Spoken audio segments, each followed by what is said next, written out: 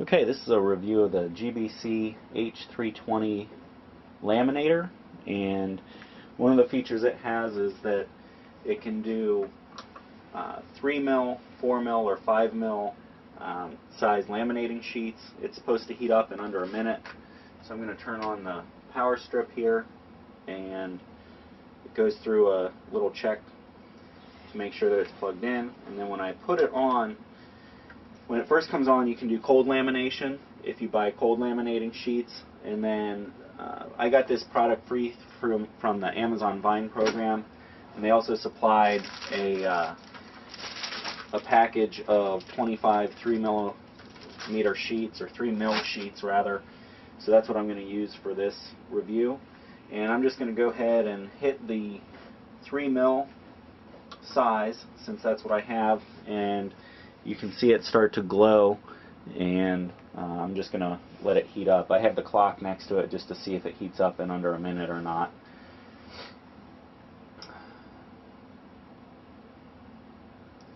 And what will happen is once it's ready and heated up, the ready light right here is supposed to glow, so I'm just going to wait for that to glow. In the meantime, here's one of the lamination sheets. So it's kind of translucent when you first get it out, and then my daughter wants me to laminate this book she's making, so I'm just going to slide the paper in there. One of the things about this laminator that's nice is that it's actually a 13-inch wide laminator, which means you can do up to 12 or 13-inch wide sheets. One thing that's a little bit confusing about that is that you cannot, so there it's ready, so about a minute, so I'd say it does heat up in under a minute, or about a minute for the 3 mil setting. The one thing though that you are not supposed to do, which may be confusing to some people, is that you're not supposed to feed them in sideways. You're always supposed to feed them in with the pre-made edge first. So I've got this ready, and I'm just going to feed it in there. So once you put it in, you feel it take it the rest of the way, and it goes fairly quickly, which is nice. I got a question.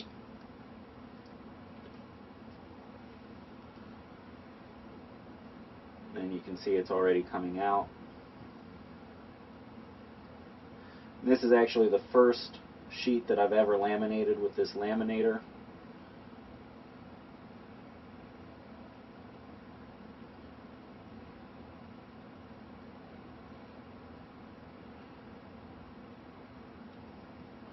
And there it's done. So looks like since I kind of pulled on it a little bit, it may have crinkled it. The paper was a little bit crinkled.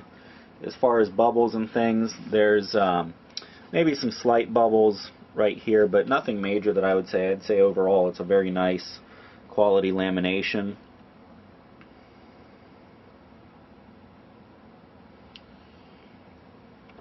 It's not real hot to the touch after it comes out. So in my book, it does a great job.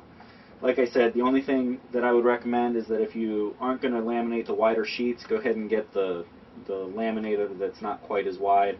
Also, depending on the types of things that you laminate will determine whether you can use this laminator or not. So this one, like I said, does 3 mil, 4 mil, and 5 mil with a setting for each.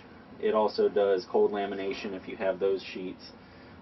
If you don't need to do the wider sheets, just go ahead and get the thinner laminator. But overall, I recommend it. It's great, it's easy, it's fast, and does a good job. Also provided with every laminator is one of these cleaning sheets. It's basically just a piece of cardboard, and what you're supposed to do is if you have the 9.5-inch laminator, you stick it in portrait. Since I've got the 12.5-inch laminator, I'll stick it in this way. What this does is it just cleans off the rollers from any residue that the laminating sheet had left on it, and you're supposed to run this through after each lamination cycle. I should also mention this thing is completely silent. There's absolutely no noise coming from it at all. The only audible noise was the ready light when it was beeping. So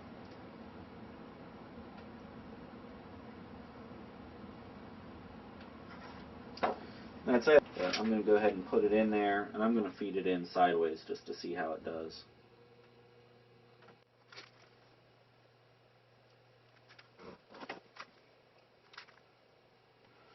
Alright, so that one's done.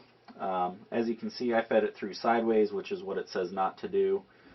And it did pretty well. I will say if your paper is crinkled in this spot, I don't know if you can see it very well, but this spot of the paper was crinkled and it left a little bit of a crease. You're more likely to get bubbles that way if your paper isn't perfectly flat. Heat off of this when I do that.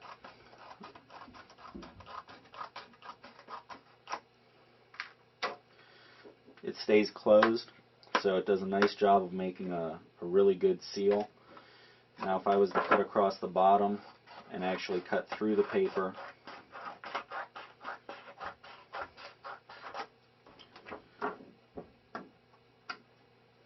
it's still pretty well sealed up.